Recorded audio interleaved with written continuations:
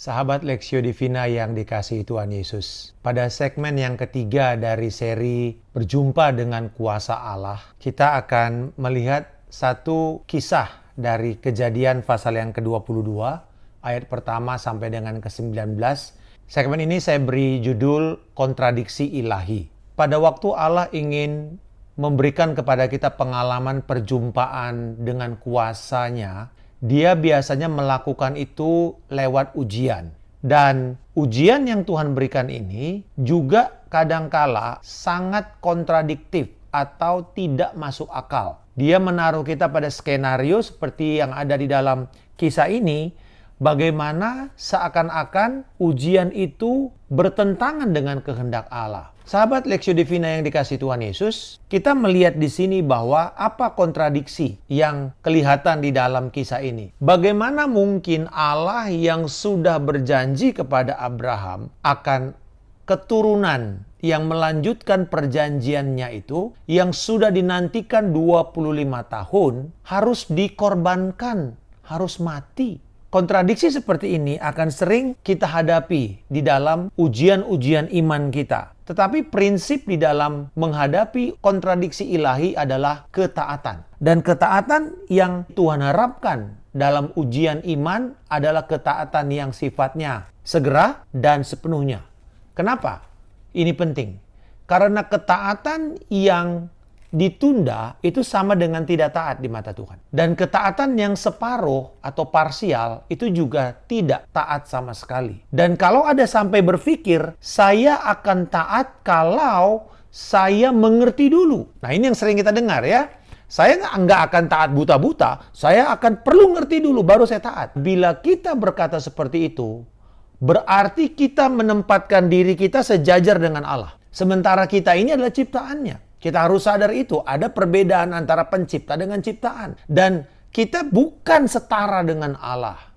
Abraham di sini menyadari bahwa dia mentaati Allah segera, pagi-pagi benar, dia sudah mentaati Tuhan. Kalau ada sesuatu yang bertentangan atau kontradiksi dengan akal sehat kita, dari pelajaran ini, langkah yang kita perlu ambil adalah lakukan saja kehendak Tuhan. Pak, bagaimana seandainya saya belum ngerti? Saya pengen, saya mau, tapi saya belum punya confidence, belum punya keyakinan. Nah, itu nggak apa-apa. Bila kita tidak punya keyakinan, itu tidak sama dengan kita belum mengerti dan berusaha mengerti. Kalau kita belum punya keyakinan, ada jalan yang biasa diberikan oleh Alkitab, yaitu melihat kepada perkara Tuhan di masa lalu. Kenapa Abraham bersedia untuk mentaati Tuhan segera? Karena apa yang Tuhan lakukan di masa lalu. Abraham percaya, ia berpikir atau dia sepakat, dia sudah mengambil kesimpulan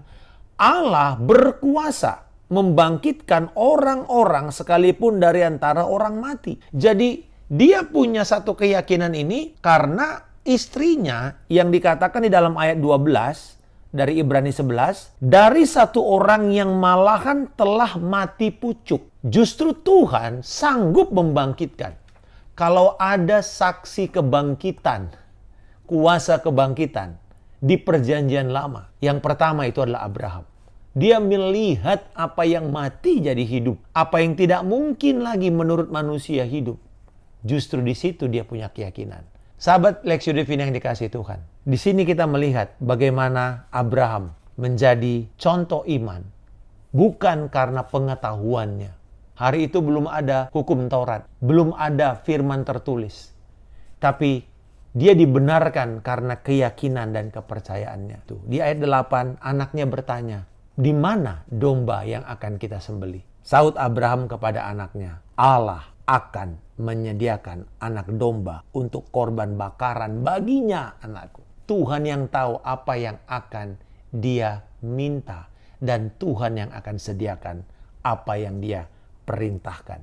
Dan kemudian ketika Abraham siap untuk menancapkan, menghujamkan pisau itu, berkatalah Tuhan dari sorga, Abraham, Abraham. Dikatakan, ya Tuhan. Lalu ia berfirman, jangan bunuh anak itu dan jangan kau apa-apakan dia.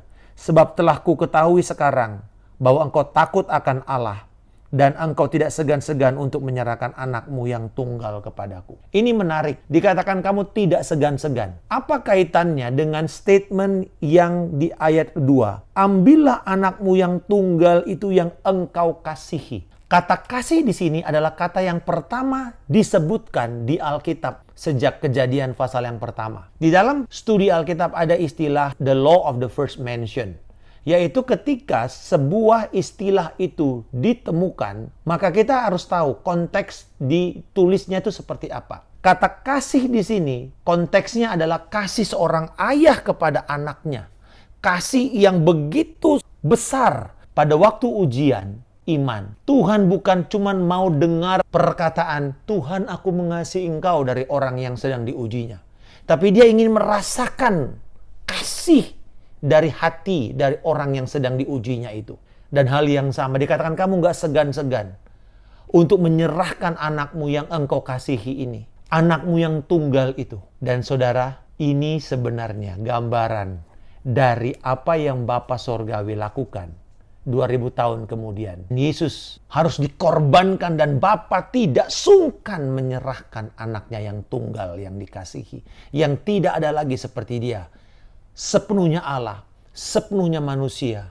Dan dia bersedia mati menggantikan kita. Abraham lalu menoleh dan melihat seekor domba jantan di belakangnya, yang tanduknya tersangkut di belukar. Abraham mengambil domba itu, lalu mengorbankannya sebagai korban bakaran pengganti anaknya. Saya percaya bahwa persediaan Tuhan itu sudah ada di sana.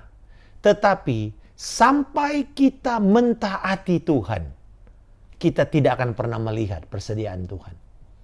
Ini seperti Abraham sedang berjalan dengan ujian imannya. Dan Tuhan membawa domba jantan pengganti itu di sebelah sisi bukit yang lain. Dan bertemu di satu titik namanya titik ketaatan. Dan saya percaya kita sedang melewati ujian ini, sedang mendaki. Sedang mendaki dengan iman. Karena kita melihat kepada ketaatan yang Tuhan minta kita lakukan. Dan di sisi yang lain, Tuhan sedang membawa persediaan ini dan jalan keluar dan bertemu di titik ketaatan. Dan di situ Abraham menyebut Tuhan sebagai Yahweh Yireh. Persediaan Tuhan sudah terlihat nyata. Tuhan sudah melihat apa yang akan disediakan kepada kita dalam ujian iman itu. Dan bukan cuma masalah Abraham, tetapi Tuhan melihat jauh ke 2000 tahun kemudian, menyediakan kepada kita pengganti, yaitu anaknya yang begitu dikasihinya, menggantikan kita. Persediaan keselamatan sudah ada, dan Yesus sudah memberikan kita persediaan keselamatan itu.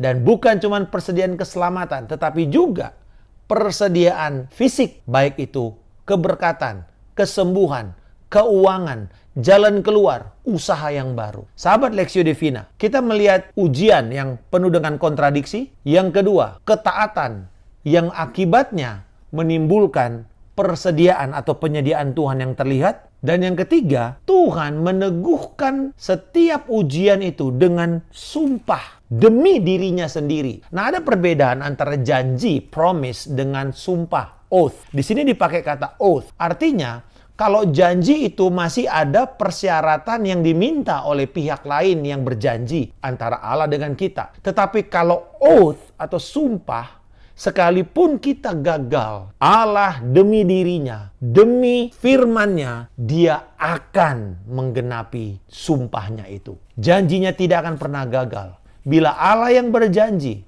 bila Allah mengizinkan kita masuk ke dalam situasi yang sukar seperti saat ini, maka kita percaya sumpahnya itu pasti terjadi karena Dia berdaulat atas keadaan ini. Dan saya berdoa untuk setiap kita akan tetap teguh berpegang kepada janji Tuhan, tetap setia dan melakukan dengan rela hati ujian ketaatan ini.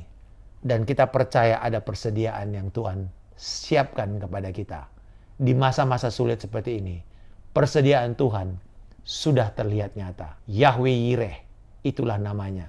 Bapa di surga, terima kasih bahwa Engkau memberikan kepada kami kesempatan untuk kami bertumbuh dan mengalami perjumpaan dengan kuasa-Mu. Kalaupun hari ini kami sedang menghadapi senario kontradiksi ilahi, ada hal-hal yang kelihatannya tidak masuk akal. Kami mau bertobat bila kami selama ini tidak segera mentaati Engkau, atau mentaati Engkau hanya separuh, atau menunggu kami mengerti lebih dahulu. Tapi ajarlah kami untuk melihat akan kesetiaan-Mu di masa lalu. Kalau Engkau sudah menyediakan contoh teladan iman dari Abraham dan penggenapan di dalam Yesus Kristus, maka hari ini kami bisa memiliki keyakinan yang sama.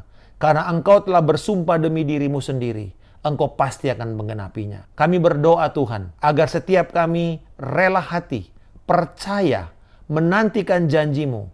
Dan pada waktu kami melihat ketaatan itu sudah genap, maka persediaan itu pun terlihat nyata di depan kami.